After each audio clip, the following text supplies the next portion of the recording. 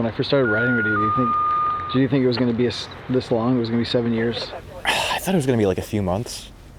And, what was it going to be? Just an hour feature? Yeah, it was just going to be an hour documentary. That was it. And now we're an hour per year, basically. And, I still feel like the first half of the doc is cringe me, so to speak. It's like, I'm good at what I do, but I still haven't quite figured out how to not talk as much. And I haven't, it was, formulating certain opinions on certain subjects that have changed. And I think some of the topics that we covered 5 or 6 years ago, they might still be relevant, but opinions have changed due to how the industry is now. Because I think when you started this, there was no movie, there was no TV show, so we were basically, we didn't exist. I liked it better when we didn't exist. Like, we had our following on social media, but like for the most part, we could go do our job, be unbothered, and that was it. And I miss the anonymity of what being a stringer used to be. It's not what it used to be, and it's not bad that we're getting recognized for our work. Not getting physically recognized as individuals out in field. I would rather just show up to something and just get the story and leave, and that's it. Nobody knows who we are. Obviously other than law enforcement. And then you don't have, 20 people all the time asking, how do you do this? What equipment do I need? Blah, blah, blah, blah, blah. It's like,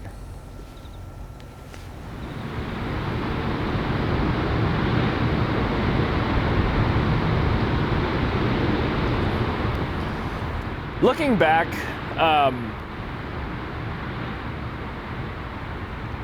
I wasn't young, but I was definitely young-minded. I think since I started this, I've done a lot of growing up. It's bizarre to have seen people die in front of your lens.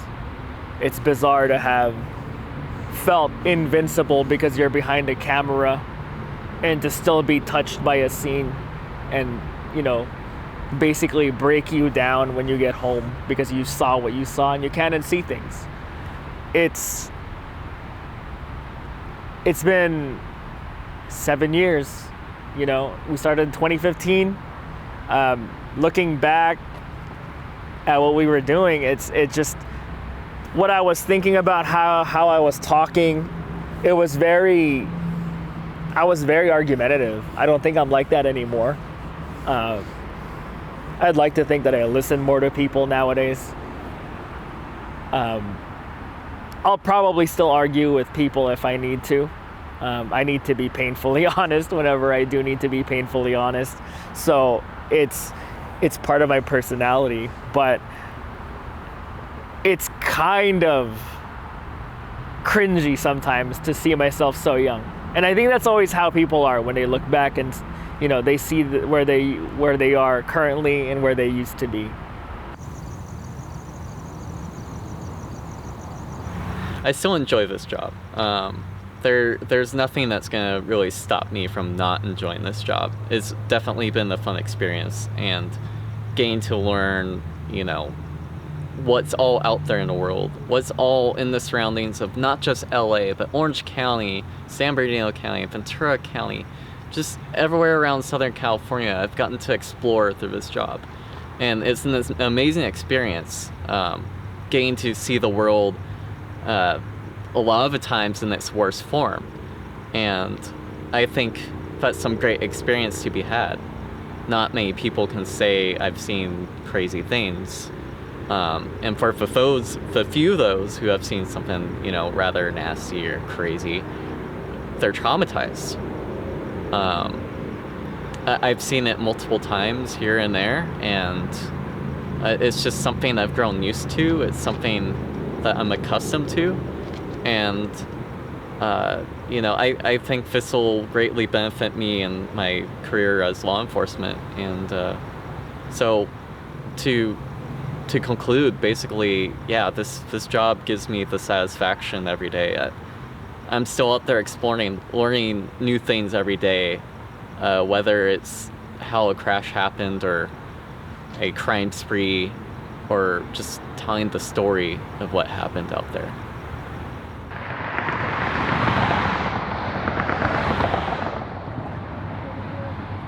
After being a stringer for 9 years and 5 of those being out on scene TV, I have decided to pursue a career in law enforcement and become a police officer. And I'm super excited about where I'm going. I've had a great career. I've loved my jobs with, being a stringer and all the experiences. And I think it'll make me a better police officer in the future. Being a police officer is something that I've always wanted to do. It's something that I feel like I'm meant to do. I think it's the next step for in my life. I've just proposed to my girlfriend, and it's something that's going to offer me a lot of stability and the ability to move forward with my life. And I'm really excited for what the future holds for me. The last, I want to say 3 years, it's been 3 years since we last saw each other. I dug deep and really focused down and got a lot of work done in the homeless services industry. We were able to help a lot of people. We were able to, be the only team that actually made laws around specific problem areas and stuff like that, so that we could help a lot of the constituents in that area. About 3 years ago, I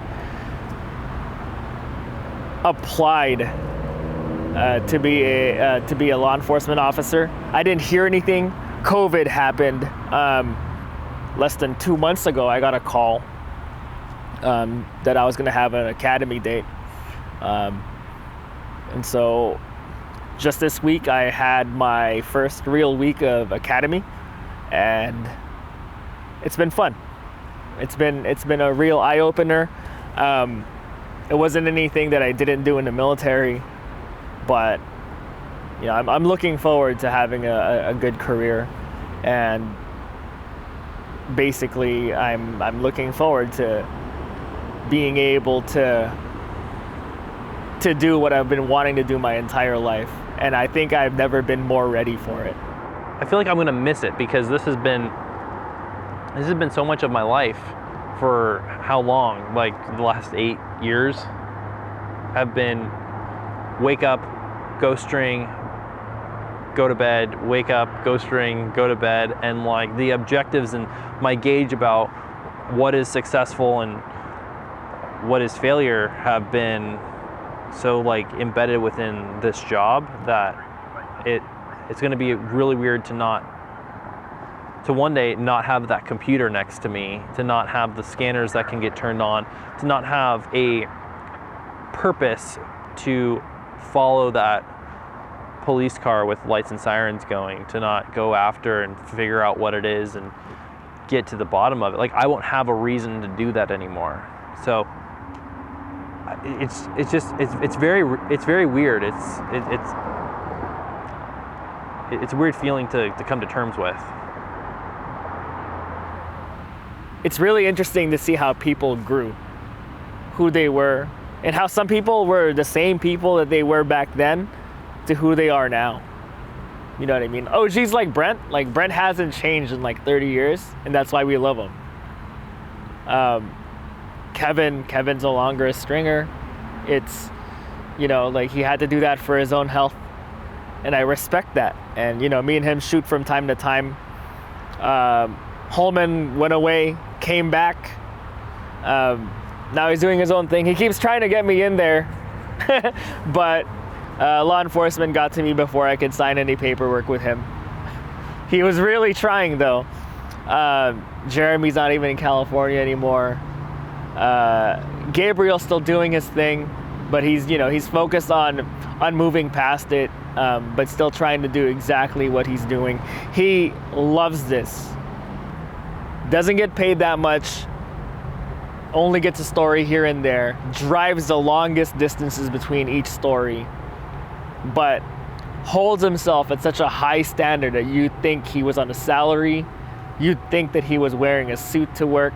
You'd think that, he went through something crazy to do this. But no, that guy is just living straight on passion and just doing what he wants to do as far as being ethical, being the best at his craft. He's unbeatable, I'm surprised he hasn't decided to go down to LA and just take over here, but that's what, I think he wants to stay in Ventura County because of that, but that's his thing. No, it's like you don't know when you're in the good times until you've left them. And I think when we started this, I wouldn't say like 20, probably like 20, I would say like 2015, 16. Those were probably the good days. It'll never be like that again. And as more time goes on, and as further away as the good days go, the way we do the job now and how we did it back then is no longer going to, I wouldn't say not be relevant, but it's not going to exist in the capacity that we do it now. Do I still want to be out in the field? Absolutely. Would I love to keep doing this forever as it is right now? Yes.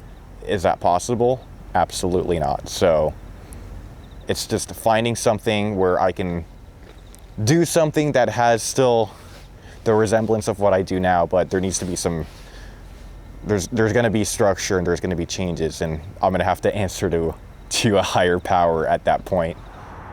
This is everything that I ever thought it was going to be and more. I've achieved every goal in this industry.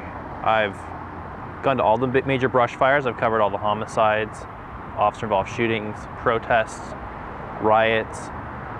I've worked for a major TV news network as on staff. I've driven the cars that have all the equipment. I have top of the line cameras and gear. I have all the press passes and credentials. I feel like I maxed out my greatest dreams. I worked really hard to get to where I am, and I'm really proud of where I am. It took me a long time to learn and how to be a stringer, but yeah, I'm super content with where I'm at. The faces, they come and go. I'd like to think that everybody that I met, as far as stringing goes, are still my friends. Now more than ever. I haven't seen a lot of them in a couple years. There's a couple of us that are going into law enforcement or have already made it into law enforcement, and I'm proud of those people. But I'm also still proud of the people who continue to grind in this industry.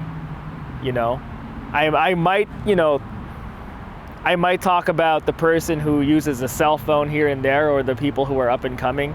I'm not saying that there's a wrong way to get into this. I'm saying that there's really good ways to get into it, where you get training and people can lead you in the right direction, teach you ethics and what you should be, recording, what you shouldn't be recording, how to be safe and all that stuff. But, I think there's a future here, but I think it just needs to get better for the photographers. So yeah, a lot of people are obviously going to be moving on at some point from this job, and I'm one of those people.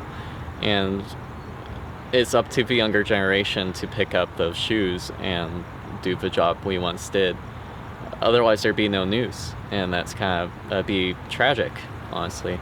And my advice is, be careful. Just know what you're doing out there, because You know, if you rub off the wrong way to a certain officer or a certain firefighter and you work a certain area, they'll know you. They'll remember you for that mistake you made.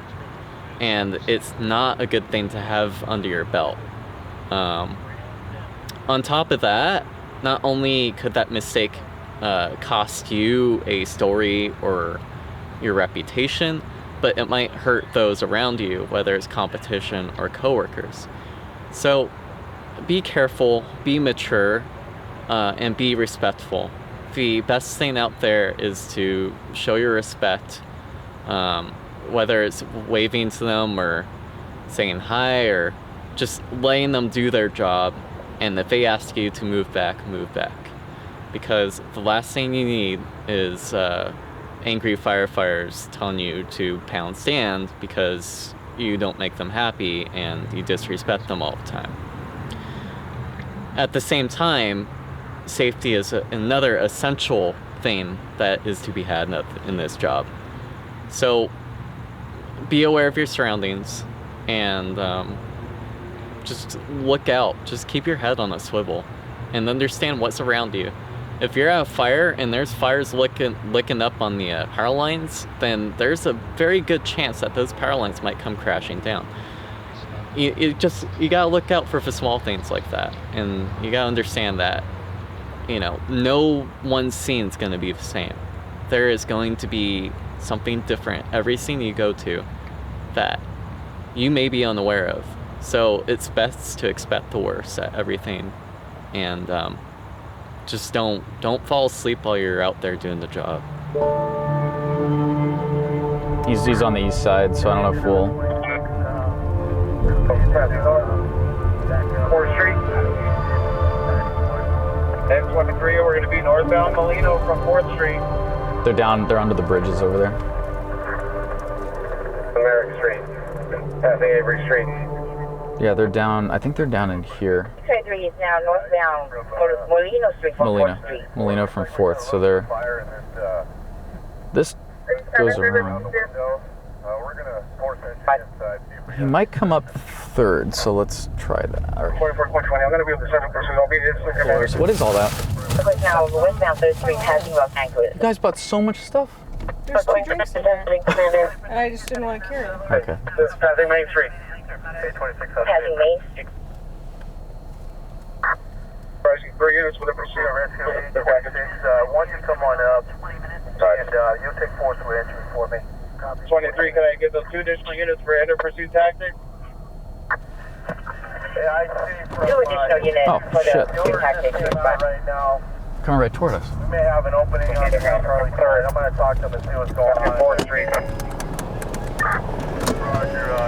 Are you kidding?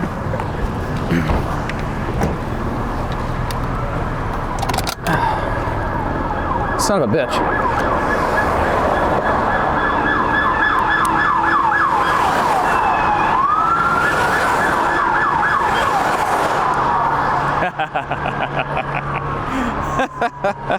That's great. We got lucky, huh? Crazy.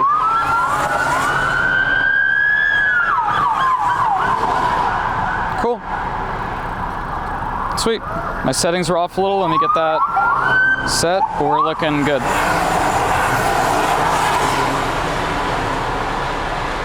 Sweet. Cool.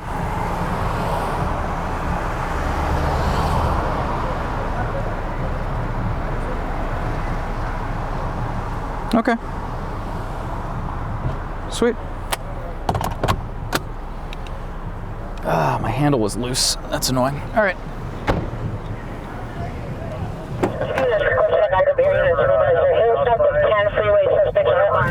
Suspects are armed. Where's that? He made it all the way to Hill? The vehicle rolled over. Oh. Contact Hill, south of the 10 freeway. 9-4, just stand by. Yeah, he rolled over. Yeah, they're rolled over on Hill, south of the 10. Come down. You know what? Suspect still in the van. Of course he's still in the van. Starting to call him out. Call him out. They rolled over without seatbelts, dude. How are you gonna call him out? Copy that. X23 is there. Code Robert, unit available. They're asking for a rifle. Let me know who we're gonna do. He made it all the way to the 10. Holy crap. Yeah, okay. 455 is going to be going code 6 on the pursuit traffic collision under the 10 freeway at Hill. Look at all the units coming behind us. We can probably just hold on to engine 94 and the first flight force 29. Okay, copy that. Engine 94. We're requesting on Unit 2, respond to northbound traffic on Hill and Washington.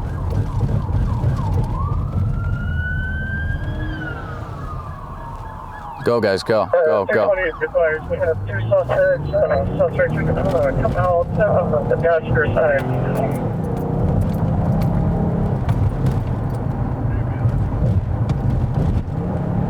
Now trying to coming out from the passenger side. 455 is going to be going code 6 on the pursuit rollover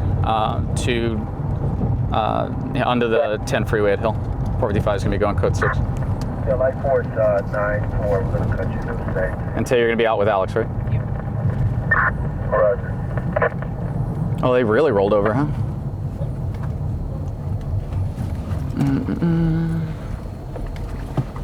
Ah, fuck. Don't worry about that. Just go with Alex. For the code route.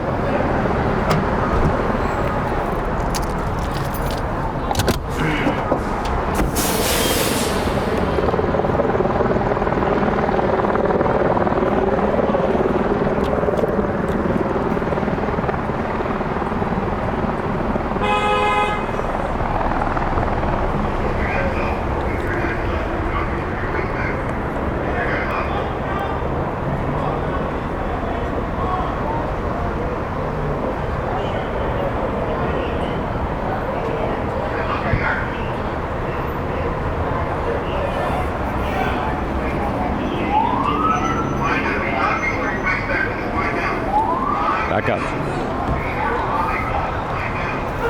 With me. Go.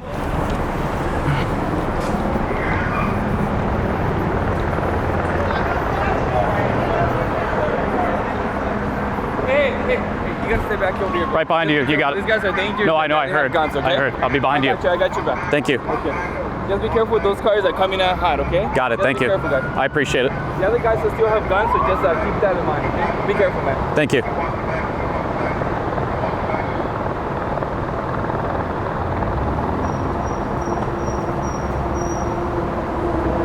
Hey, bro, can you just do me this, sir? Just stop traffic on that one. Thank you. Just watch behind you.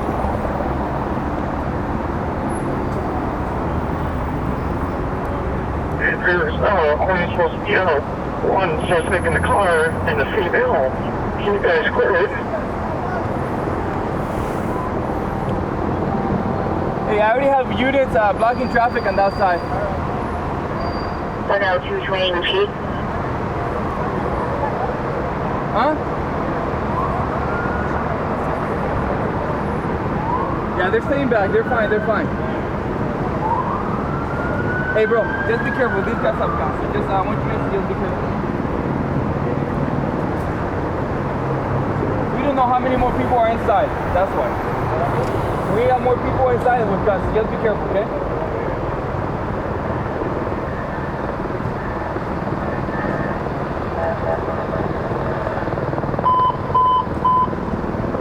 Please, that's the GI.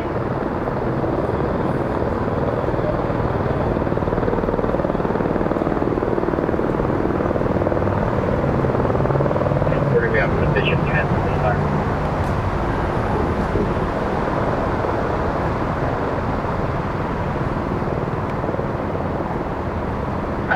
The pursuit units at this time, he'll just out of the 10 freeway.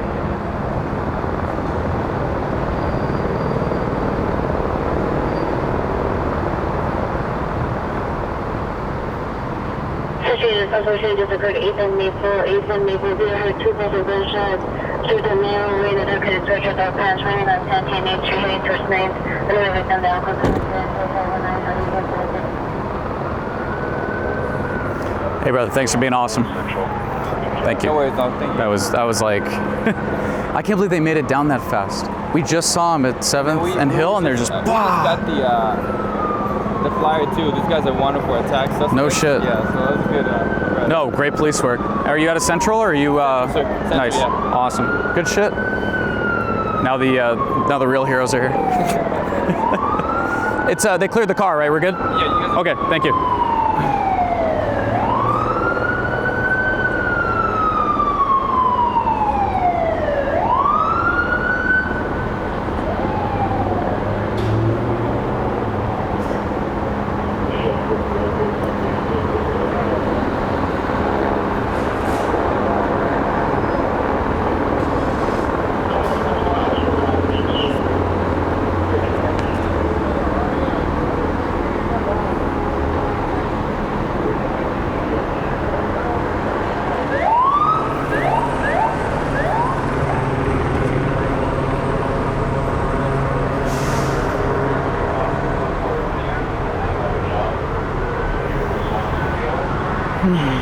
Pretty wild, huh? So, literally, they passed us doing, how fast do you think they went by, Alex? Like 50, 60, 70? Yeah, so I'm not, when you see that, I'm not surprised at all.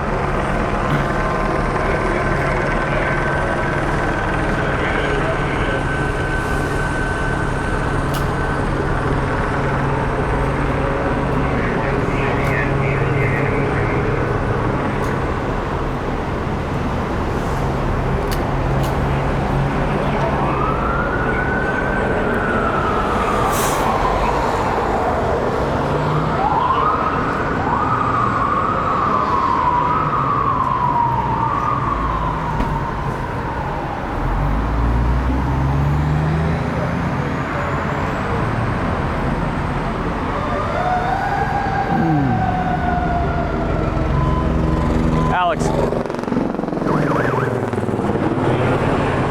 what was I telling you the other day, remember?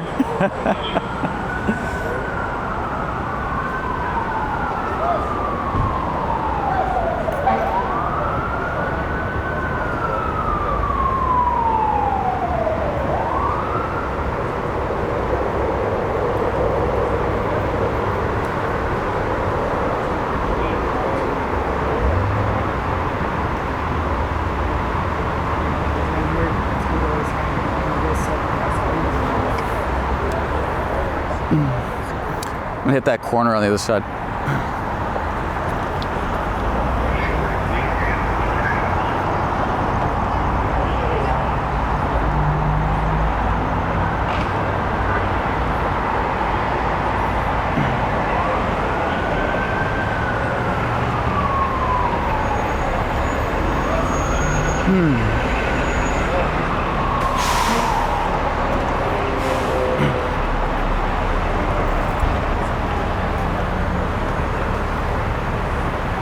Can't really see. What's all the, who are these people? Huh, weird.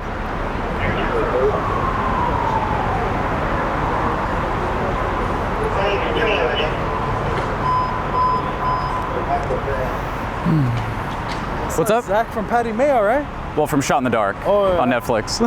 Oh yeah, you are? Yeah. Oh, you look like him. Well, I'm both. I do both. Oh yeah, Patty Mayo, right? Yeah, correct. What's up, brother? How's it going? You're like a celebrity. Like, yeah, D-list.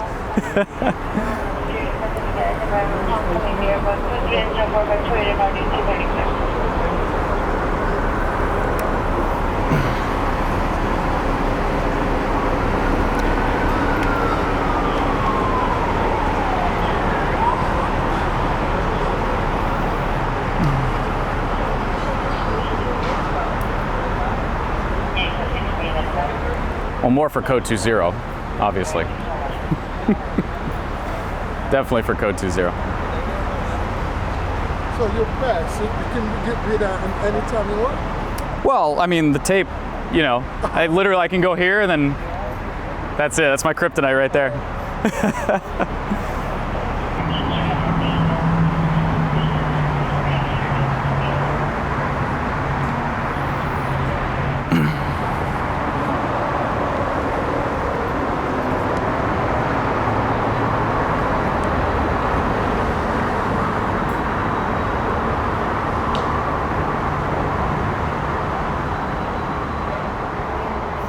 All right, Cool. We got what we need. We're all set. Any questions? Another night. Another night, another pursuit, another rolled over car. Yeah, another day in LA.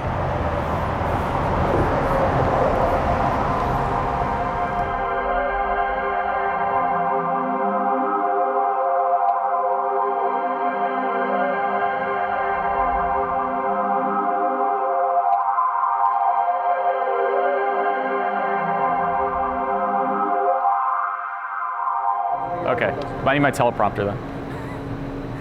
Tell me when. So everyone, I have really bad news. Code 2.0 Season 2 is not happening.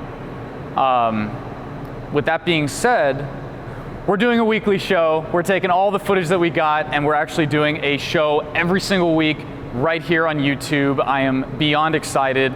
All of the footage that we captured over the last, gosh, I want to say 6 months, probably more. We're going to be using that kind of as a buffer, and we're going to be doing an episode every single week. Again, right here. If you're watching it here on YouTube, you might be on Instagram. If you are, go to YouTube, but we're doing a weekly show every single week on YouTube. So if you're not subscribed, go click that subscribe button and get ready for the ride. Oh, it's going to be starting probably mid-July if we're lucky. So that's our kind of our time frame, but we'll have a specific date for you here on our social media platforms and obviously right here on YouTube.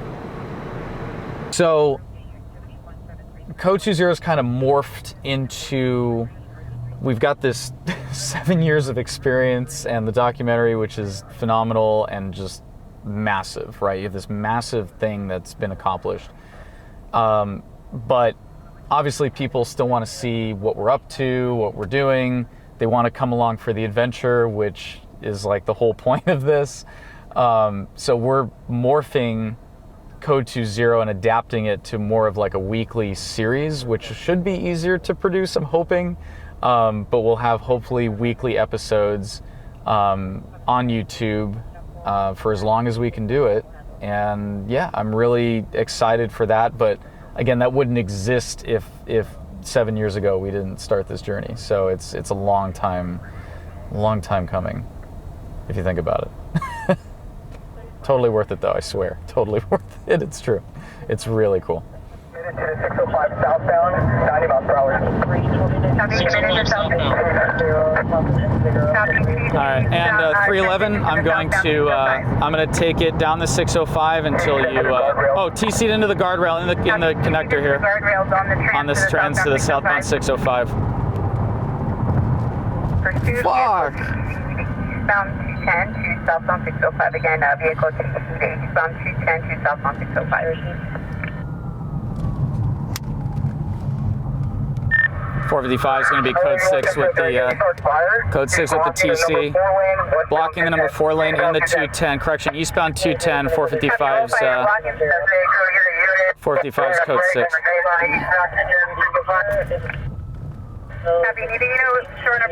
Hey, he rolled off the connector, guys. Rolled off the connector, and I'm with it. 455 will be out. Ejected in lanes. Guy's dead.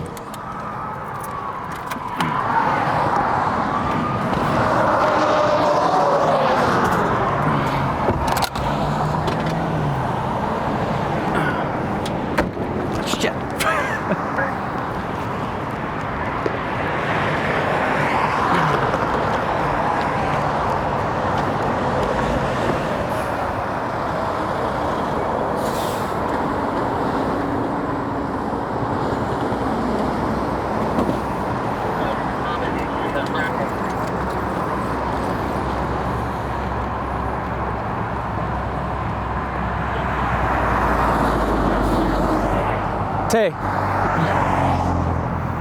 need my sticks, because we're going to be here till fire gets here, so grab my sticks if you could. Thank you. Oh, Tay, vest, get your vest.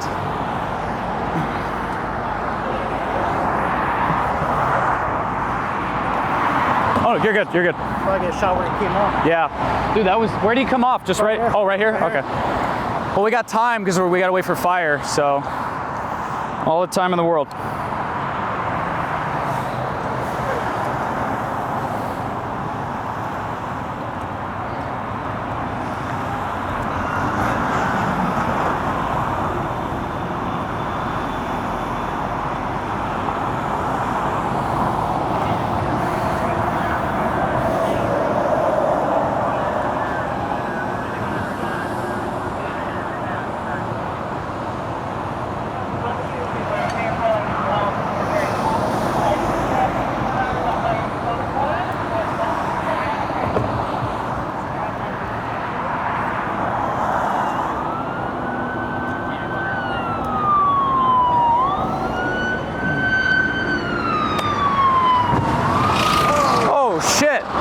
He just blew a tire. Was it debris or did he blow a tire? Debris that probably bounced over. Holy shit. Lucky he didn't spin out, man. Dude. Wow. Holy crap. Holy shit. Dude, that was nuts. Holy crap. Watch out, tires. Yep, watch out.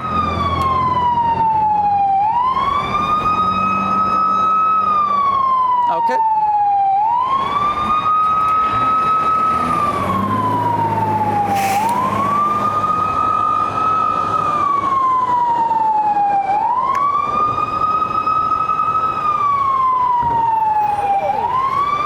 What was that? What the hell? All right. Oh. Heads up, eyes on traffic. Keep your eyes on traffic, guys.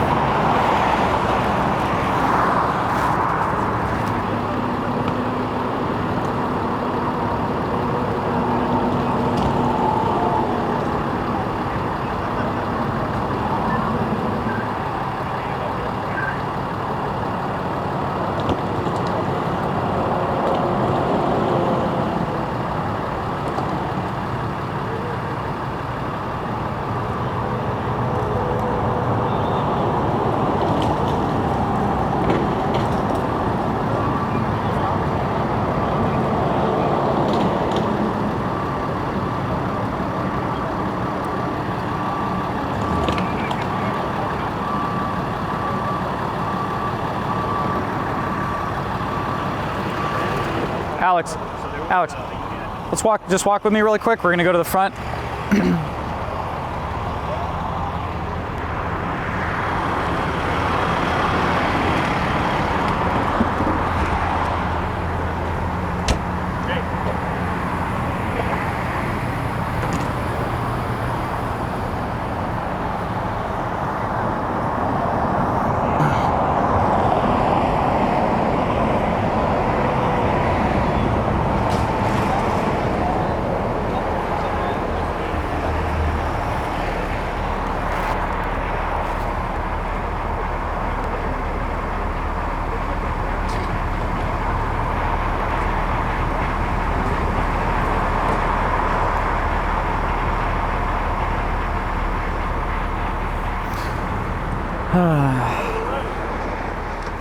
All right, I'm gonna get one shot just around it, and I think we're good. You're good, Alex.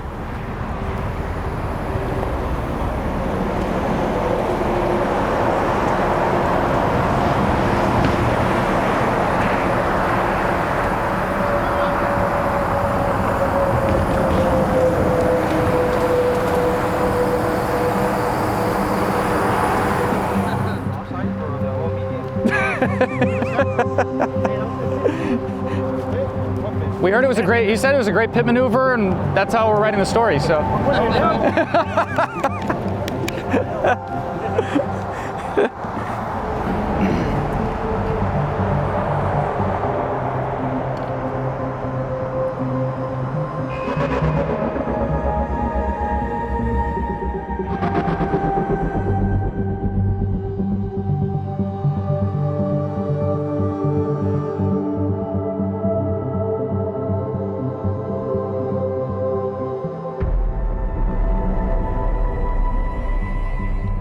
Center 4189 and RD6. Metro Rescue 96. Can we get an ETA for LAPD? Cool.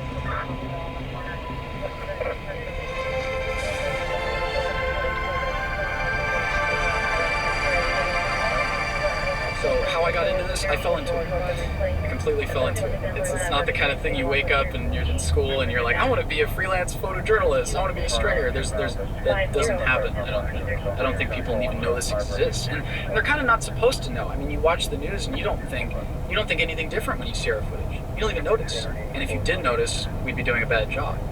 So there's something to be said for that too. It's not the kind of thing you just do.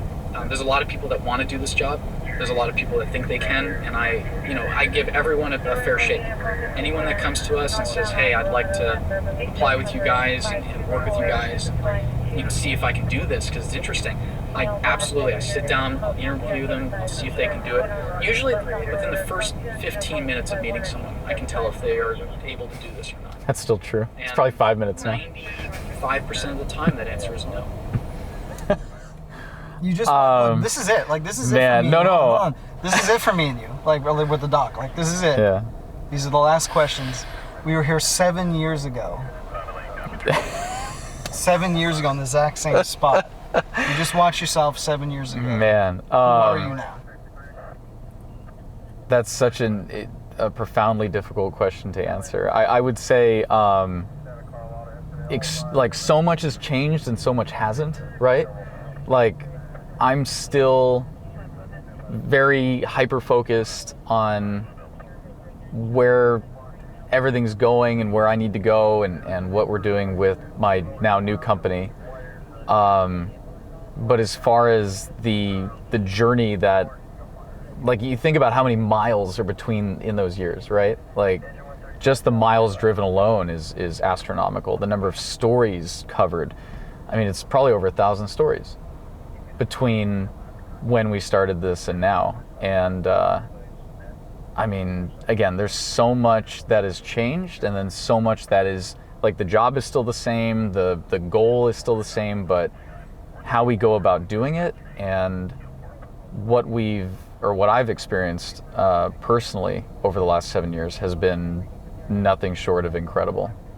Super, super low lows and super, super high highs. That would be the best thing. But yeah, how have I changed? I mean, geez, 7 years experience. That's a lot out here. Is that a different person? If you can talk to that person, I guess the OG question is, right, what would you tell that person 7 years ago? I would tell myself, keep doing what you're doing.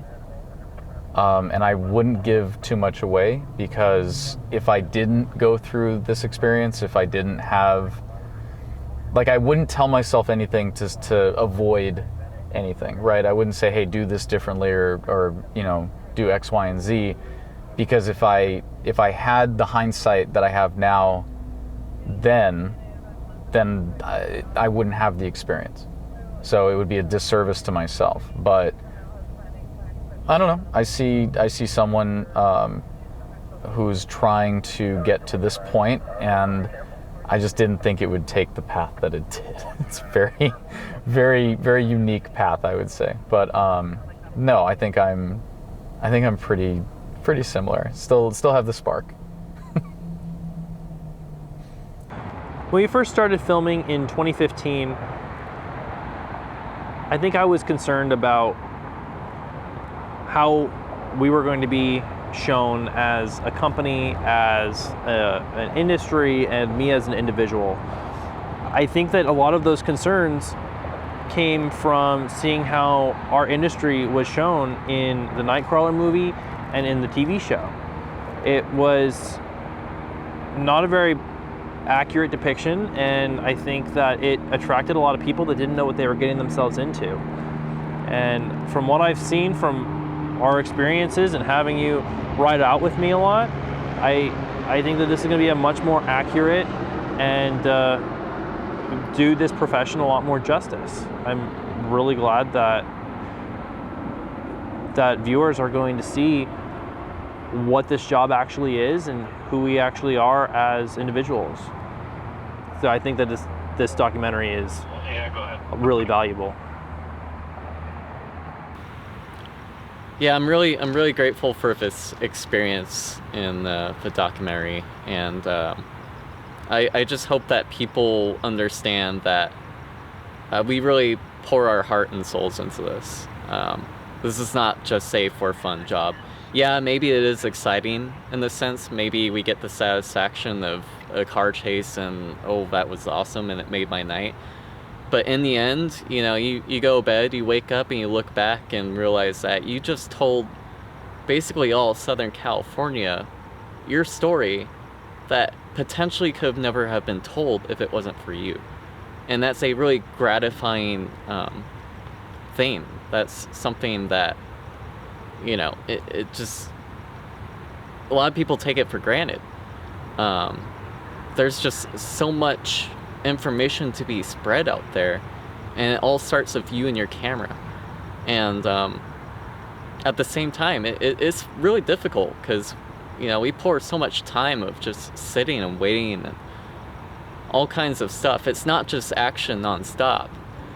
And I just hope people know that, you know, it's not as easy as you think, but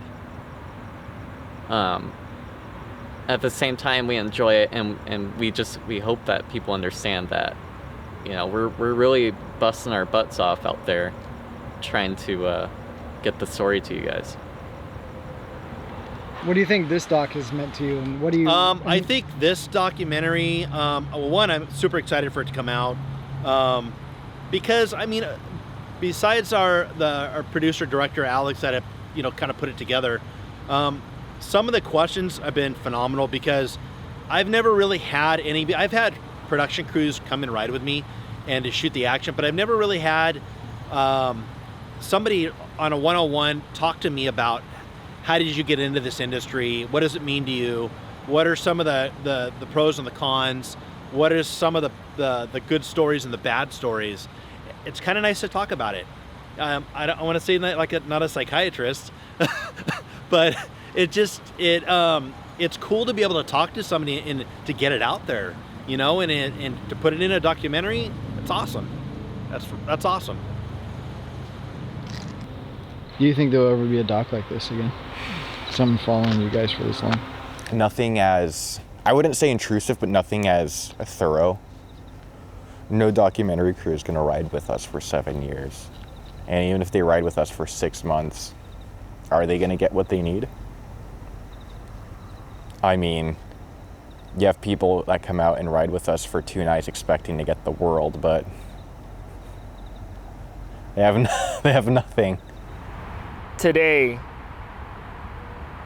I don't do a lot of what I do just for me. I do it for my family. I do it for my friends. I do it for, you know, the public. And learning how to give more of myself in that way, I think, is a lot more, at least spiritually beneficial for me, or emotionally beneficial. I feel more satisfied with it, as opposed to, and I'm not trying to belittle the industry at all, as opposed to me posting a story that was great for 2 days, that everybody saw for 2 days, and they've already forgotten. You know, I had some good stories up. I'm not gonna lie, I had some really good stories up, but I am the only person that really remembers those things. And the people that I worked with might remember those calls. But for the most part, you know, this documentary is gonna be it. Do you think we accomplished anything with this? With the doc? Yeah. Yeah, I think we've made friends for a lifetime, which is very rare. I think that's a huge part. I think we've shed light on something that has been, that people have tried to, or I don't want to say we, it's you. I think that you've shed light on something that no one has been able to go as deeply into and be like, here's the reality of what this job is. And Hollywood tried it, you know, a couple times, 3 or 4 times now. And I don't think anyone has been able to show what this adventure and what this life is about better than this doc. So as far as accomplishments, I mean, that's not to mention all the stories, all the experiences. I mean, like, that's huge. That's absolutely huge. So yeah, I think you and the guys and everyone have accomplished a hell of a lot. Yeah. You know, it's fun to look back with the documentary and see where I started and where I am today. It's always good to just look back at who you were. It doesn't define who I am today. So, but yeah, you know, thank you for wanting to do this. It's, you know, you might be the only person that cared even before there was a TV show, before there was a movie. You know, it's you kind of, you do it right. You do it right. You don't over glamorize it. You don't make it look like we do crazy things. Although we do crazy things. This is a crazy industry. You have to be a little crazy to get into it. You have to be very stubborn. You have to be extremely hardworking, very self-motivated. But, you know, thank you. And that all those things are you as well. You know, it's you to be able to follow us day in and day out, to be able to just hang out and just watch what we do. Like, you have to be just as stubborn. You have to be just as hardworking. You have to be just as ethical. All these things, you know. It's fun to be around it, but this isn't like, I know you have like work and other things that you're also dealing with. You have your own family. You've somehow balanced that with following us around for nearly a decade. So thank you for your time, and thank you for your appreciation, and thank you for wanting to do this for us. You know, even if it's just the on-scene guys watching these documentaries 15,000 times, it's still, you know, one of the best things, one of the coolest things that anybody could do for us. Especially because, you know, it's not like the news stations ever just pause and say, you know what, we like to thank On Scene, RMG, Loud Labs, and all the stringer agencies for feeding us the content that we don't get overnight. You wouldn't know about any of these stories except for a 3-second tidbit that we put out on it. But thank you for the stringers. So I think if there is any sort of thank you for the stringers, I think it would be this documentary. So, you know, for Alex who's recording, and for everybody that's involved with it, for the people who are watching, thank you for appreciating the things that we're doing. It's, nobody else cares. You know, like nobody, but you do. So thank you.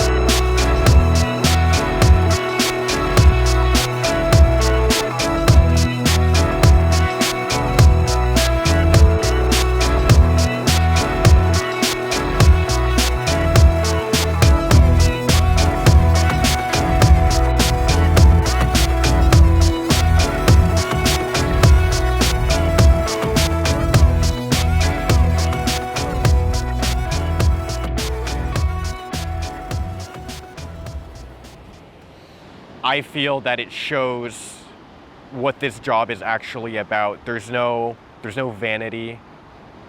There's no exaggeration. There's no script. It's just me sitting in a car for 7 to 8 hours, 7 nights a week most of the time, and nothing happens. And then every once in a while that good story comes along. Where do I see my story ending? That's a complicated question. Does my story ever end? Even when I get out of this, which will probably happen eventually, will I ever lose this side of me? I don't think I will. I've always enjoyed being where the action is, and if I get some other job, there's always going to be a scanner or a radio in my car. That's in the foreseeable future. That's how I see it being. There's just, once you get into it, the way that me and Zach have done it for so many years, there's no getting out. I wouldn't know how to describe it exactly. It's like a padded room, but you're in there voluntarily, and you might be a little bit insane, but that's okay.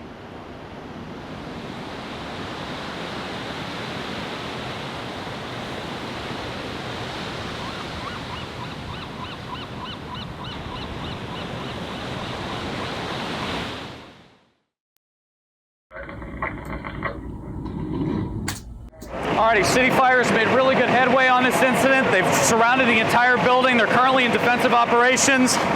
Gabe did an amazing job. We're going to be sending in a part 2 right now. We're going to get that up on the site, and we're going to be out here on to the next one.